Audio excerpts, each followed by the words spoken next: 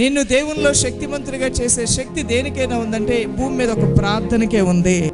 ఈ కష్టాలు, ఈ బాధలు, ఈ శ్రమలు, ఈ బరువులు, ఈ భారాలు అన్నీ నీలోంచి పోవాలంటే రోజుకు 1 గంట ఖచ్చితంగా ప్రార్థన చేస్తే ప్రతి బరువు తీసేస్తాడు యేసయ్య. నీ కాడిని ఆయన సులువు చేయటం ప్రారంభిస్తాడు. దానివలన 2 లాభాలు. అంతరంగ పురుషుడు బలం పొందుకుంటాడు, ఆత్మబలం వస్తుంది. ఆత్మబలం ఎప్పుడైతే ఉంటుందో బహుధైర్యం వస్తుంది. ధైర్యం ఉన్నప్పుడు నీలో ఉన్న పిరిగితనం, భయము, కలవరాలన్నీ పారిపోతాయి. చింత, అల్పవిశ్వాసం నీలోంచి తొలగిపోతుంది.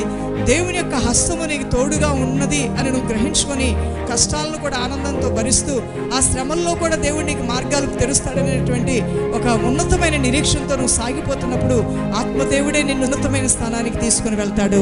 నువ్వు ప్రార్థనాపరుడుగా మారాలంతే. ప్రతిరోజు దేవునితో 1 గంట ప్రార్థనా జీవితం కలిగి ఉండు.